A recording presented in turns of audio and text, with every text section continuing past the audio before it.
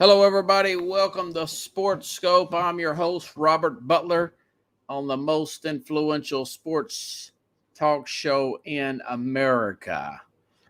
Or that's the way I see it or see this show becoming.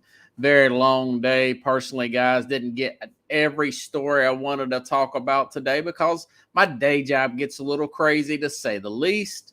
Driving all over the place for 12 hours, getting behind wrecks. Super busy, really nuts. Plus, I had a cat I feed in my complex, and now we leave. I leave food out, and with my neighbors, I say we because for them forget to pick up the food. Now we have rodents like raccoons and possums, so I feel like Ace Ventura, pet detective. Anyways, on this ninth day of November, want to talk about Tennessee Titans crashing the big primetime event for the LA Rams. Comment a little bit on this Aaron Rodgers fallout as it continues. The Raiders are they're starting to look like the team before Gruden was hired, before Derek Carr was drafted. There's total chaos going on up there. They've had to cut another first round pick. I'll get into that. But first, Odell Beckham. Odell Beckham has officially been released today. He's officially made it through waivers, for what I'm understanding. And I'll say this. It's been trending all over Twitter and other media links here that the Packers, OBJ has prioritized Green Bay as his number one destination, according to the Schultz report. That report is going on everywhere. Now, I'll say this. Aaron Rodgers out Sunday, COVID stuff. Well, had COVID. And they go on the road with Jordan Love there, and only lose 13-7. And it wouldn't even have been 13 if the ball doesn't hit. They have a special teams blunder on a turnover there. Kansas City looks to have some problems offensively, but this Green Bay team, you look at the way that they, other than week one, the way this team played against Arizona with all their injuries on their at their wide receivers. They had multiple receivers out, 3 of the top wide receivers out, short week, coordinator out. I mean, I looked at that to be another Arizona blowout. They go to Arizona, short week, Thursday night, win in Arizona, and you've seen how well the defense played. Now, mind you, yes, Kansas City's struggling, but this team is really good. They're way better than I thought they would be. And now they're going to get David Bakhtiari back here supposedly in the next few weeks. Maybe he doesn't come back all the way, but it looks like they're not even having a problem with that. Rodgers will be back this week. Now, I think that Aaron will be, if he plays, now he kind of hinted around maybe he might not play with some more protocols against Seattle. But if he plays, he'll be eligible Saturday. My guess is he'll have one or two bad series. And then I think he'll look like Aaron Rodgers again. But, this Odell Beckham thing, like I said the other day on my show, and I reiterated on the Mac and Jack show, and of course, Jim Jeffcoat, former Dallas Cowboys Super Bowl champ, agreed with me. He needs Odell Beckham, now as a free agent, needs to be under a strong person, well-respected personality and quarterback and head coach to have his back, preferably both. But that would be Tampa. Well, of course, Tampa's got too many wide receivers. Brady's got too many mouths to feed as it is. 3 possible number one receivers that then you throw in Gronkowski, O.J. Howard, those guys with the running back core. Not going to happen. Well, you want to say, well, close to home with LSU. I don't know if he wants Trevor Siemian or the other guy there that throws all the gadget plays, throwing him the football. He says, I want to go to contender. So it looks like the only reasonable place to go would be Green Bay. And the fact that he's prioritizing, according to this report, Green Bay, he, meaning Odell Beckham, knows for a fact that Davante Adams is the number one guy. All Matrix, these guys have access to the internet. That Davante Adams, as of today, is considered the best wide receiver in the NFL. Now, if the Rams had just cut, Pickles touches the Rams have just cut at his request, Deshaun Jackson. That would be idiotic for the Rams to do. If the Rams sign Odell Beckham, that would be the final nail in their coffin for this to be a tremendously disappointing season. Because he's a much bigger personality. I think that would be the same issue. And mind you guys, when Calvin Johnson retired, Stafford's numbers got better. Beckham, now I'll say this. Baker Mayfield looked, 15, I think he had 8 different receivers. He only completed 14 passes. Chubb ran great. That's a big win for Cleveland. But he needs to be with a guy like an Aaron Rodgers. Rodgers will tell him what to do, where to go. He respects Rodgers. Rodgers respects him. And I think the fact that Davante Adams is recruiting Odell Beckham, there's a mutual respect there between Adams and him. The last place, I know some people were talking about Lamar Jackson. Some of the Ravens were talking about him. Jackson's not that consistent a player. He's going to have just the same amount of problem with Lamar there. You look at Seattle, that's not their biggest problem either. Their problem is the cornerback position. Their problem is pass rush in the sense they've gotten better against the run, but they have bad coverage. I like the 2 broad receivers they have there. 2 is company, 3 is a crowd. But Allen Lazard and Valdez-Scantling, who are both back with Green Bay, those guys are consistently inconsistent. He would be an ideal fit there for Green Bay in the last send-off. Now, I'm somebody that's betted the futures. I would much rather see Tampa make it, but this will keep the season interesting for Green Bay. This will be very interesting. I think he'll sign with Green Bay, and they will take over the rest of his contract. He's already said that he does not want to go to a non-contender. So that's why he hasn't been claimed. I think I want to say it goes through the whole waiver order, but either way, I think he's going to be free. I think he's going to probably sign with Green Bay, and that would be fine with me. But anyways, okay, I have to start off going to Tennessee, LA Rams. This was billed as their first big primetime game. Their biggest game in SoFi Stadium was the Tampa game about a month ago, 3 or 4 weeks ago. And that's where the Rams got big win there.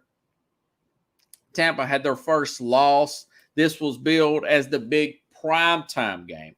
Paris Hilton, the NBC was showing pictures of Paris Hilton at the game. I'm sure there was other big stars there.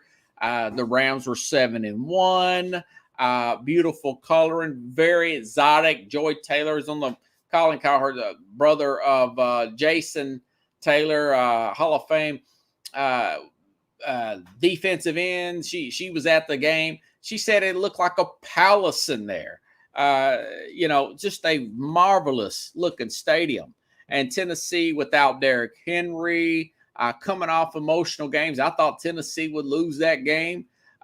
Big game against the Colts prior to that, had to come down 14-0. Then the Kansas City Chief game. Before that, you play Buffalo Bills, who look like total world beaters. And everybody thought this was a 34-17 type of Rams game. I wasn't going to watch too many games here. And then Tennessee goes in there and totally crashes that wedding. They crashed that party. And with the physicality of the defense, not just the turnovers they got off of sacks, they also got turnovers, what caused the interceptions. One of them I thought was a pressure interception with guys like Jeffrey Simmons. The other I thought that was more of a coverage interception. Kevin Byard, the safety for Tennessee, he got an interception the other day and scored. I don't know if he was one of the players that got the pick six here, but I was reading that he's got the highest safety rating in the league right now. So which means he's playing at a all-pro level, Kevin Byard, safety from Tennessee.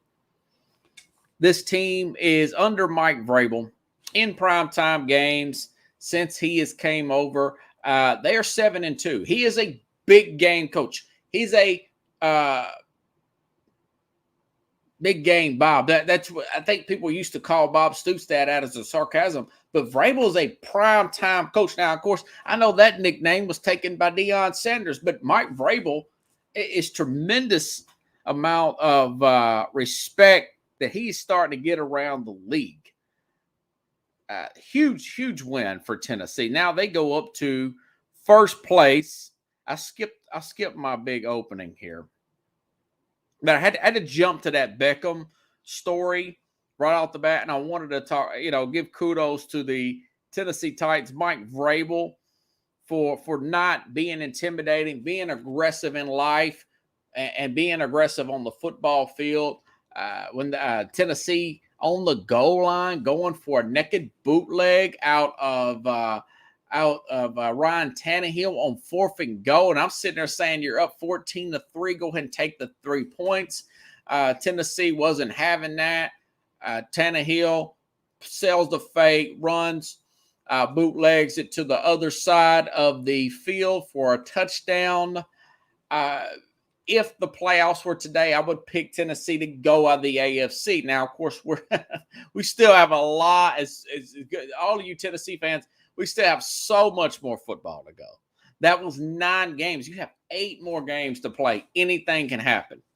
But that was a huge win. Again, 7-2 in primetime games.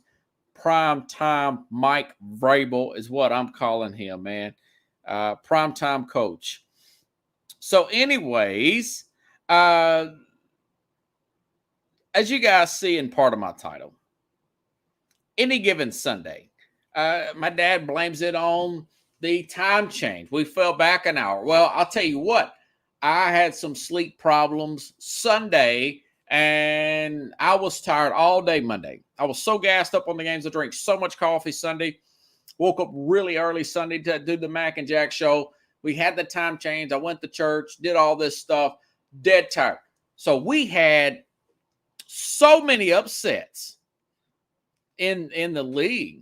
And I'm trying to get the numbers on here. Get a title for okay. 7 underdogs won. 7. There were double-digit underdogs. 10 by Denver over Dallas. Dallas wasn't ready to play. Total, just in football, you see a team play over their head one week. They beat a team. I thought that Minnesota coming in should have beat Cooper Rush at home. And they put their guard down against a team who trades away a big asset in the past, a Von Miller, and they lose the game. I guarantee you, these guys, Dallas is going to play great next week. And Tennessee humiliating the Rams, their next game, they're going to come rough shot next week. I guarantee you that. And Buffalo, I think they play the New York Jets. They're going to come play rough shot next week. Losing like that. Okay, Buffalo. Same problem I said in the playoffs last year with Josh Allen, with this running game, with the lack of running game.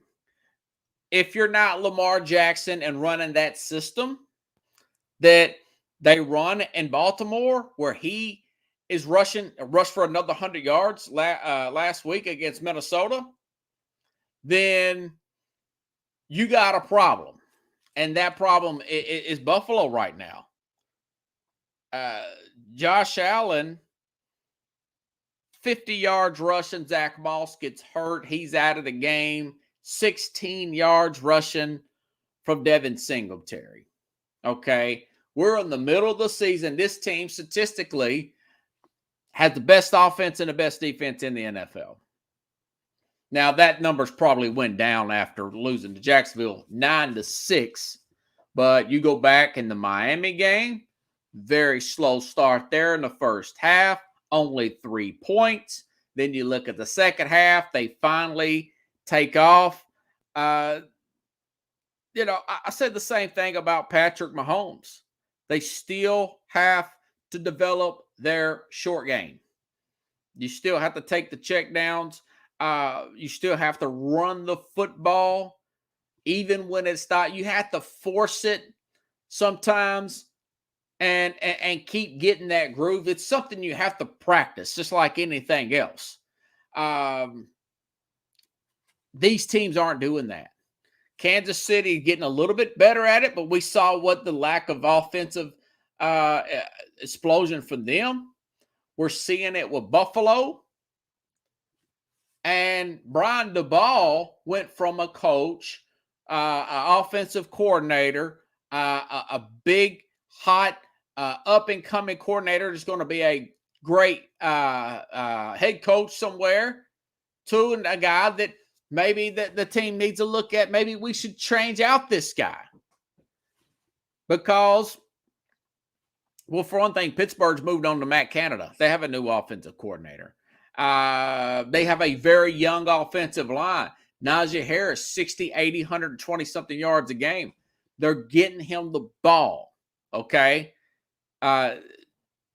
This team has got to run the football. Darrell Williams with Singletary. If you could get a healthy Moss, I don't care if you have to do shovel passes. They are screening the ball more to Singletary, but they're doing that late in game when the game seems to be getting out of control. Josh Allen, 2 interceptions, multiple sacks. He's got to check that ball down.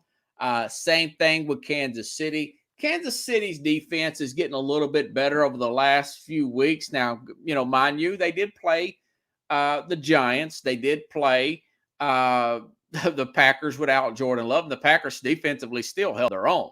This Packer team's tough. But it is 2 games back-to-back with Kansas City. If you're a Kansas City fan, something to hold your hat on, that you got Frank Clark and Chris Jones back together again consistently on the defensive line. Offensively, they've got to keep running the football. You've got to take this pressure off of Mahomes. And the same thing with Allen. Both of these are the same problems. These guys have big arms, always wanting to go for the 25-yard big play down the field. I'm watching that Jacksonville game. I've got fantasy players everywhere. Stephon Diggs with Buffalo. And I'm watching Allen look, throw, and then he's getting sacked by Josh Allen, the guy with the same name. Media made a big deal out of that. It's kind of stupid. But, yeah, congratulations, Josh Allen, the defensive end from Kentucky, sacks the Josh Allen from Buffalo. But I'm thinking, why don't you check that ball down? It's 2 single high safeties. They're playing zone. This is what I've been reading. And both of these quarterbacks can get put in the same position. And the head coach and the offensive coordinator said, listen, man, you've got to check this down. We've got to utilize our tight ends.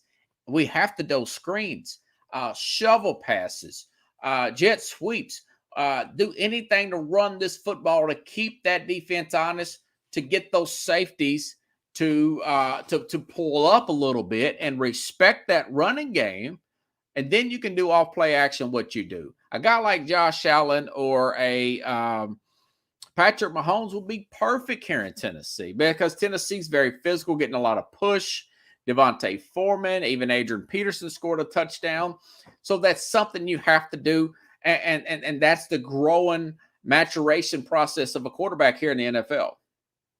You're starting to see teams figure out Josh Allen. They're figuring out Mahomes.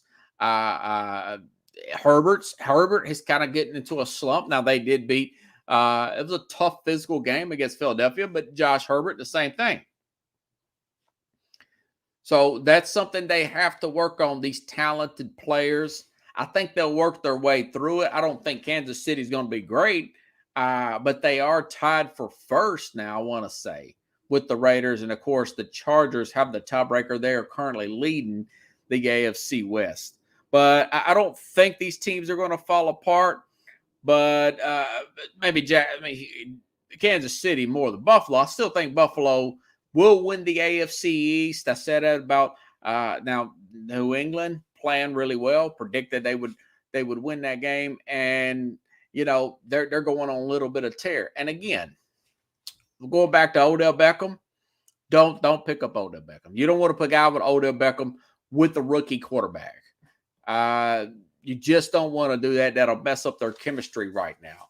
But so we'll see how that plays out. Okay, now, all right, 2 weeks in a row, 49ers, again, with the hot coach. Now's this coach in the hot seat with Kyle Shanahan? Kyle Shanahan going through changeover in coordinators. That's a part of his success. Changeover in quarterback. He's not used to adapting to change. He brings in DeMeco Ryans. Went back and looked at him, the defensive coordinator. Great linebacker. Not a lot of experience as a head coach. Really good player out of Alabama. Played with Houston. Good nose for the football. Arizona, very fast team with Colt McCoy, without Kyler Murray nor DeAndre Hopkins. All their plays look very gimmicky. But I said the same thing about Lamar Jackson and the Baltimore Raven offense. But this Arizona team looks so gimmicky. You put a guy with that personnel, Fred Miller or whoever, and Joey Bosa, and that bunch, that defensive line, they would not, I assure you, they would not, with the backup quarterback, have scored 34 points like that on the road against a team who desperately needed that game. DeMeco Ryans has not got it figured out. And I noticed that Colin Cowher, he beat me to the punch. He said, there's not even players in the screen. There's not even defenders in the screen when James Conner's running the football. And it was just basic, just giving him the ball out of the shotgun. Now Chase Edmonds is hurt with a high ankle sprain. But I just cannot write this team off in Arizona. They're playing that good of football. But the flip side is Kyle Shanahan he's not doing really well whatsoever. He's looking more like I want to say he's like 9-2, 2-9 towards his last few games here. But I'll say this, with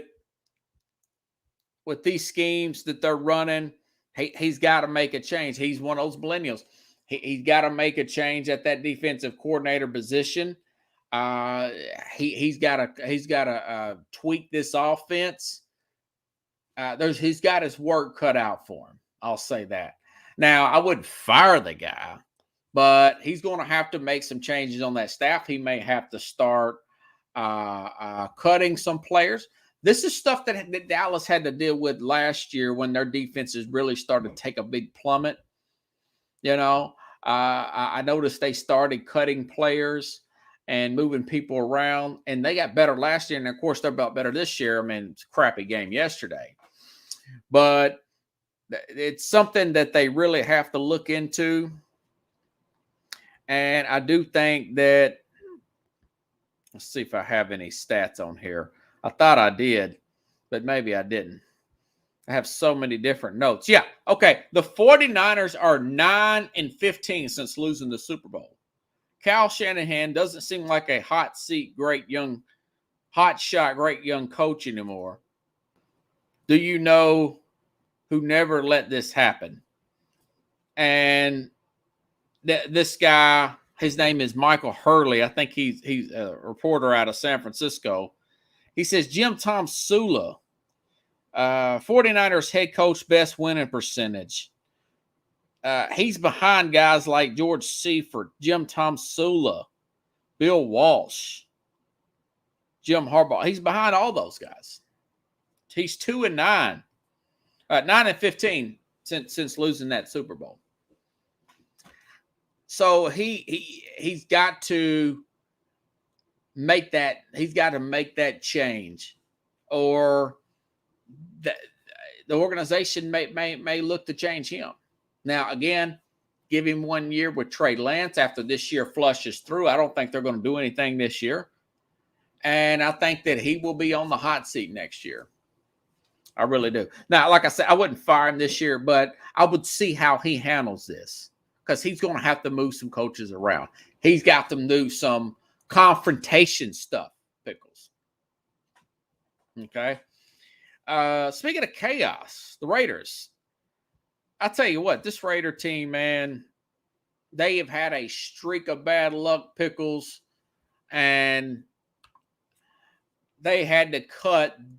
This was yesterday. Damien Arnett, really good player, starting to merge, but it's a series of off-the-field issues. He threatened a guy with a gun on a live video stream, and he's having the guns physically in his hand. He was also another first-round pick from the 2020 draft. He got cut this week. Henry Ruggs was cut last week with the horrific incident with that he did with the vehicular the DUI charge and the lady dying in the car wreck. So Spot Track tweets out that Henry Ruggs was released from the 2020 draft. Damien Arnett released. Lynn Bowden Jr., their third-round pick, he was traded. Tanner Muse, the third-round pick, he was waived. Now, I will say this. Brian Edwards is a starting wide receiver, and Amik Robertson is a backup cornerback. They're falling apart. They're starting to look like the Raider team before Derek Carr was drafted. Before John Gruden was brought in there. Even the coach before him was brought in there. I'll say this. Derek Carr is a tremendous leader. Deep guy of faith. Quite frankly, I looked at his contract, he's making like $19.5. They've got him for a bargain. He's got 1 more year left. Perfect. If I'm his friend, his wife, his agent, I say, listen, let's see who they hire after the season. Maybe they bring in Jim Harbaugh from Michigan. Maybe Michigan goes. Maybe they bring in Dan Mullen, who said last week, and by the way, I've got a little note on Dan Mullen, said last week that he would take a pro job if offered. He's really good with quarterbacks. That's the head coach of the Florida Gators college. But if he brings in some unknown coordinator, another Sean McVay assistant, another Kyle Shanahan assistant, I play that year out if I'm Derek Carr, who before all this went down was having a MVP-like season. He was up there with the odds. Hold on, guys. Okay, restart. So Derek Carr was up there with Kyler Murray for MVP, with Tom Brady for MVP. Yeah, Mike Mayock, John Gruden, before everything went down, and I said, yeah, possibly, if this team falls off like they have been the last few years at the second half of each season, Mike Mayock would have been the sacrificial lamb for the Raiders. Now that the other stuff happened with Gruden, pretty much it looks like Mark Davis was forced to fire Gruden, forced Gruden out. Mayock, he may be the guy that gets fired, and then Davis has to go out and hire another GM, and the GM has got to go hire the coach. That depends. Mayock had a percentage. This was so stupid. I read this the other day about the Raiders. He had like 48% player personnel. And then I was like 49.5% player personnel for John Gruden, and somebody else had the rest of it. I don't know if it was Mark or whatever. But I thought, that's so stupid. You have your general managers bring in your players. Your coaches coach your players. You're the coach and general manager and the scouting department, they're all supposed to have these meetings. And John's like, whoever coaches, they said, well, I need an inside linebacker. I need a left tackle. We need help at running back in later rounds. Coach, what's your highest need? Will give me the most talented offensive lineman, guard, or defensive lineman, defensive tackle, defensive end you can find in the first round. Okay? That's how I see that working. They don't say, well, I've been watching all this film on this guy from Oklahoma, and I want you guys to pick them. No, the coaches should not do that, because you have scouts all over the country. The guy from Nobody State University, maybe 10 times better. Somebody from Troy University, right? Buffalo, Khalil Mack University, not the Bills. Somebody like that. Bring those guys in, not the guy from the big SEC school. Sometimes that's not the best player for the position. Okay? So the Raiders are looking like the Raiders. They're looking like a total mess. And again, 32 years old next year, Derek Carr, still very young. Look at how some of these players are playing in their mid to late 30s. I tell him, play out next year, and then you make a decision where you just want to move on or not.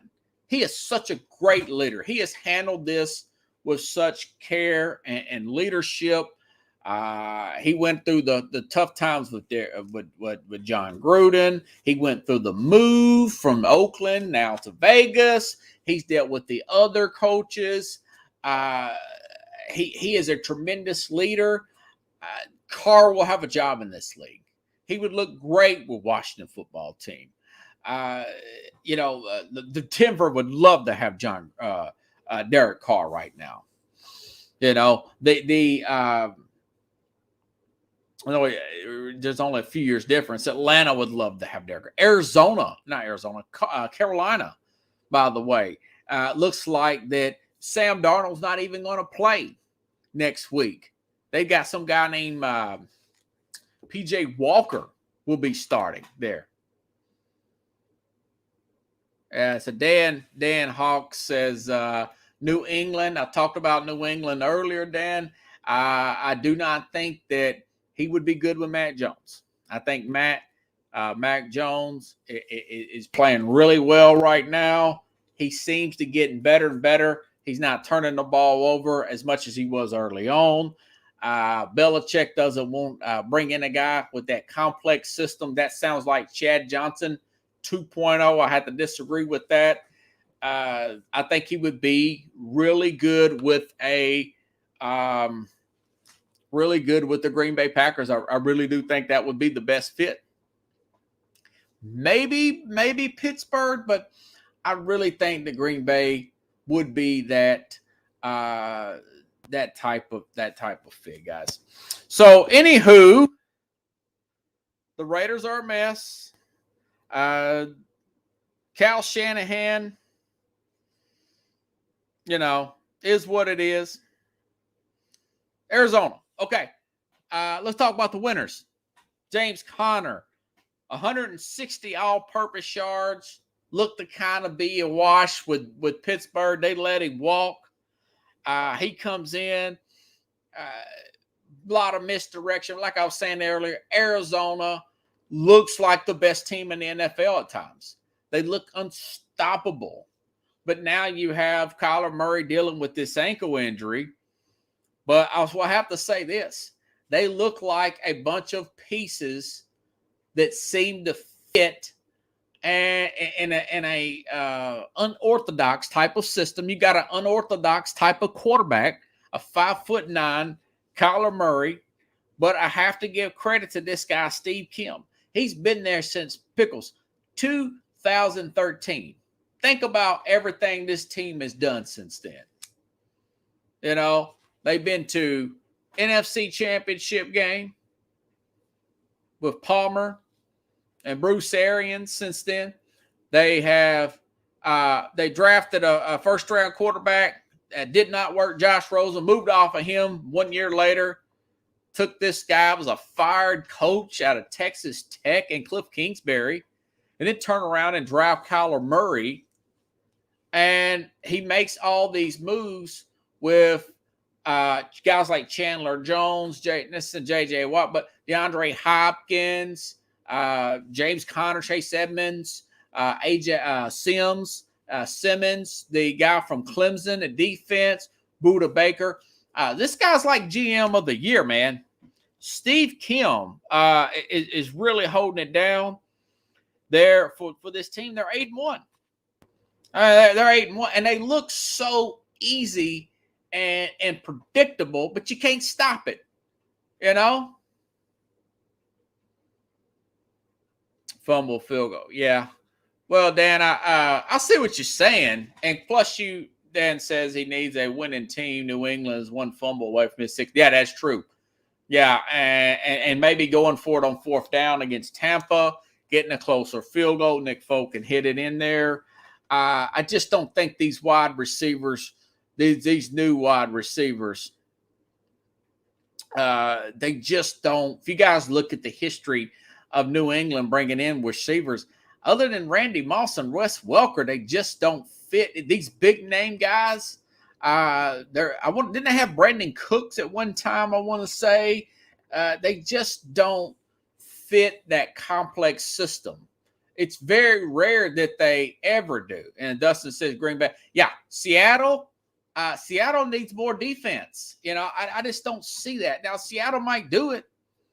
They've got a great slot, and they've got a true number one there with DK Metcalf. So I just don't see it with Seattle. I think Green Bay is really the only choice, if you ask me. If he's going to go to a winner. And I think it will fit with the quarterback. The intimidation will not be a factor. Okay. Other news and notes for the day. We talked about Buffalo, the playoffs. If the playoffs were today, they are not. But if the playoffs were, by the way, Packers fined $300,000. This was in the news for COVID violations of the NFL and NFL Players Association protocols, while Aaron Rodgers and Alan Lazard each were fined $14,650. Okay. Again, you could say Aaron Rodgers lied. He played word games. I think that Aaron Rodgers, he did what he did because we're seeing what's happening now. You got guys like Terry Bradshaw calling out Rodgers, even though we know that most players did not want to get this vaccine. You got guys like Howard Stern. He's even putting his 2 cents in that Aaron Rodgers should be cut from the team. And you know, Aaron Rodgers says, well, now I feel like I don't have that many friends. People are backfiring on me and this and that. And I'm thinking to myself, yeah, and there's a lot of players behind the scenes are quietly thanking Aaron Rodgers for saying what he said, you know. And kudos to State Farm for not cutting ties. There's some health group, they cut ties with him. But State Farm Insurance, kudos for that. You know, the guy did not want to get the vaccine. He wants to have kids someday, and he's concerned about that. He was allergic to 2 of the other ones. I mean, it's just, you know, either way, the NFL, they don't care about these players' health. If they cared about these players' health, they wouldn't be playing 17 games. And then Tom Brady says it's a terrible idea to play 17 games in NFL. He said it is an atrocity for the NFL to play 17 games. But the NFL wants to look good. Every time, Pickles, I turn on the TV, whether it's sports talk, and I talked to you guys about this last week.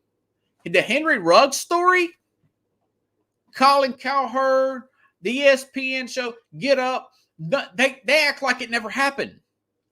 I mean, Colin Cowherd has a news section, Pickles, a 3-segment news station. This girl talks about news each hour. Joy Taylor, woman, whatever.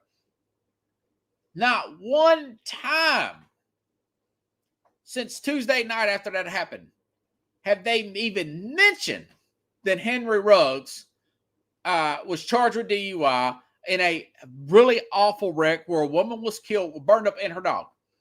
They didn't even mention it in their news section. So when I turn on people's opinions about Aaron Rodgers, I don't know what to believe anymore. As far as what Bradshaw has to say, he's such a company guy, isn't he? And I understand. And he says I'm not anti. You guys, for some of you maybe new to this, but I'm not an anti-vaxxer. But the fact that they didn't even mention the Henry Ruggs thing, and they're not even mentioning the fact of what Rodgers is concerned about, other than he's a bad teammate. He's a bad teammate. Yeah, Cowherd was, and Cowherd talks about stuff like that, and he's very judgmental. And I wanted to say, Colin, it was only about 5 years ago, Colin Cowherd, that you said some comments about Hispanic baseball players that got you out of the door earlier than your 2 weeks, and there were some second thoughts there about going to Fox. He was involved in some controversy as well. It didn't look good for him. But these people are really judgmental, and just it's so predictable and so fake and inauthentic, But anyways, I'm glad that again, this guy's going to be back. I think he'll have 2 or 3 series. He'll look rusty if he comes back Saturday.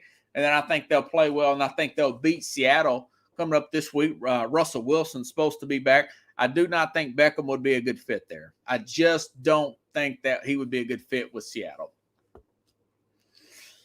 It just seems like Green Bay would be the best one. Bouncing around, folks. Bouncing around. Okay. Again, I said that San Francisco, they need they're going to have to do something about D'Amico Ryans not getting it done defensively. They're going to have to tweak their offense. A lot of tweaking to do.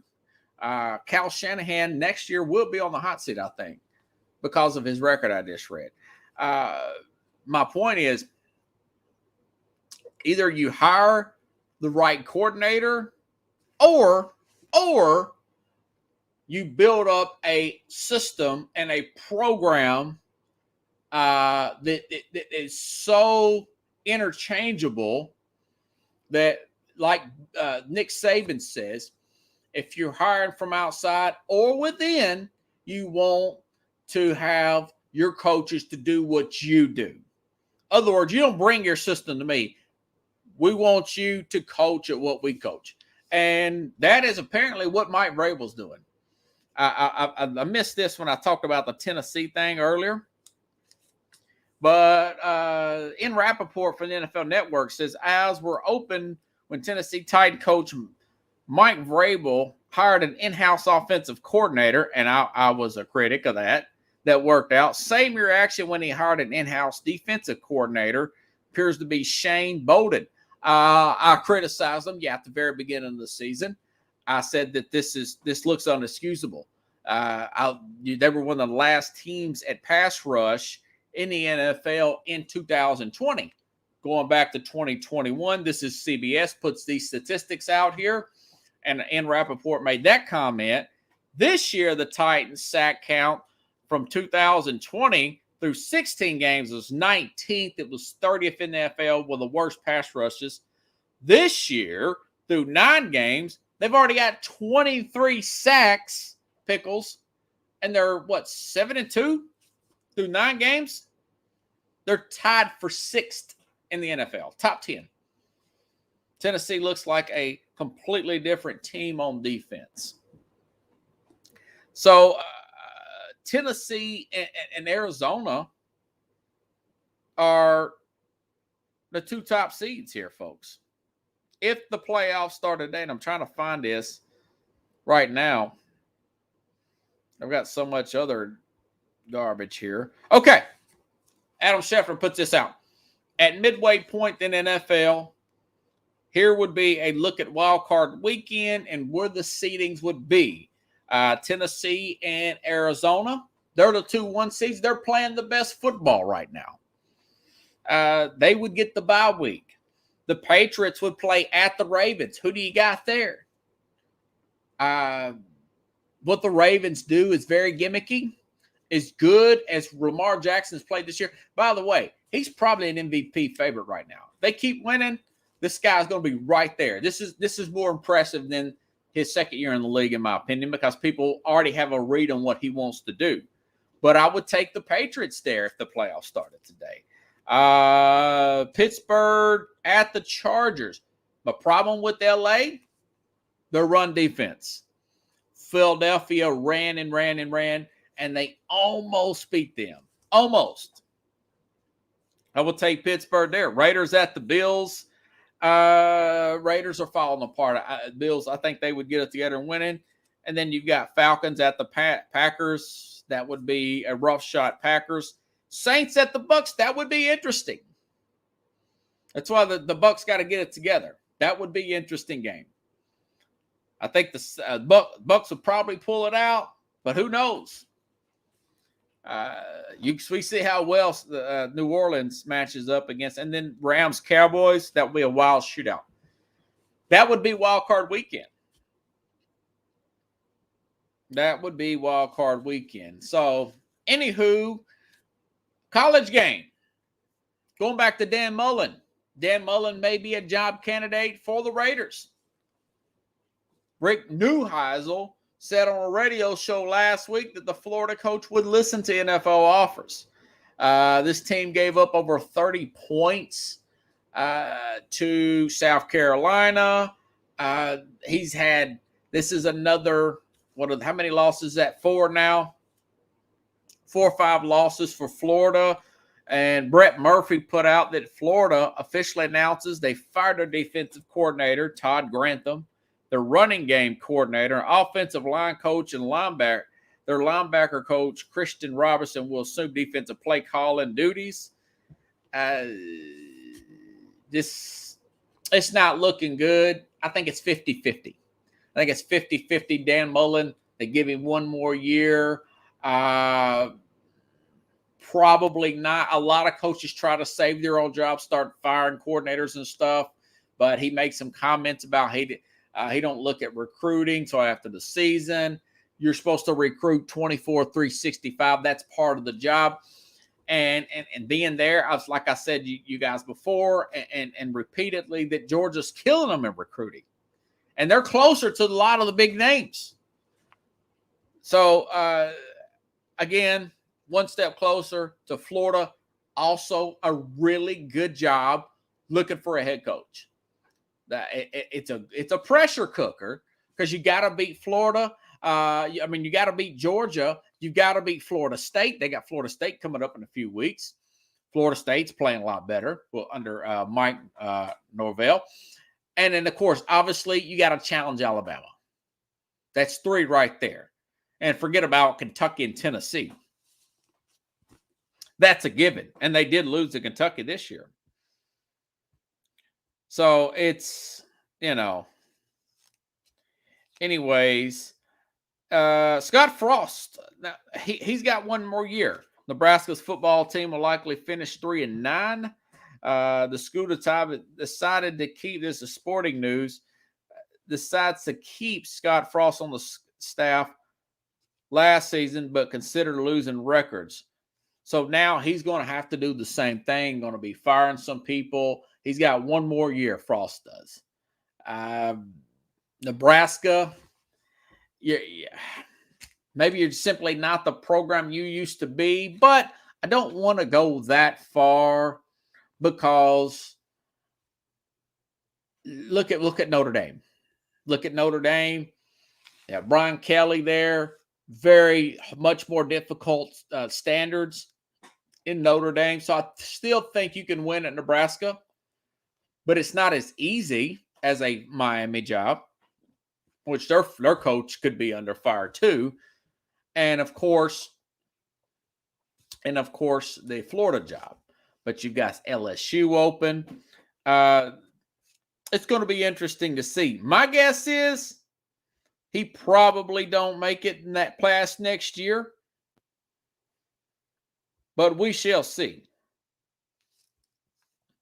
But those are some big jobs. I mean, again, if I had to rank it, I would probably put LSU slightly ahead of Florida from where they are from a talent perspective and everything. They beat Florida this year. But as far as recruiting base, I think Florida's a better. I don't know. So, going through all my news and notes, folks. Like I said, guys, I did not get everything I wanted to get today. And keep an eye out for this. Celtics interested in Ben Simmons. I'll say this. Ben Simmons, Philadelphia, Daryl Morey is a guy who wants the best of the best of the best. And at the end of the day, he has to pull the trigger. And I think they're going to trade Simmons. But it's just a matter of time into who. It seems like the Celtics always seem to get the bargains. Now, of course, their head coach now, that used to be their head coach, is now the general manager. And now they're interested. There's a report that they're interested in Ben Simmons. Now, I think they're going to get him. They'll probably get him for a bargain. I think this will probably go till February, right at the trade deadline. And we'll see how it goes. The guy has scoring issues. I would much rather him go out and play out west. I think maybe work out something with Portland, somebody like that. But that doesn't seem to be the I think that he would be good in that system there in Boston. And Philadelphia is rolling right now, you know. So that's something to keep an eye on. Again, Daryl Morey, shoot for the moon, take the stars, man. Get rid of this guy. And plus, a change can do him good as well. So anyways, you guys like the show, share the show. I'll be back on around 9 p.m. Central Time, halftime of the Thursday night football game. I'll get into a few of the games here, whatever. Maybe Odell Beckham, excuse me. I'm still a little tired. I'm getting used to this time change here. But, yeah, if you guys like the show, share the show. If not, again, I will be back here on the program around 9 p.m. Central Time, close to halftime of the Thursday game. If you want to contribute to the show, go to the ZELLE app, and that is sportsscope@gmail.com. The word sports, the word scope, 2 S's, gmail.com if you want to contribute to the program. Again, have a good night, everybody. I'll see you around Thursday here on Sports.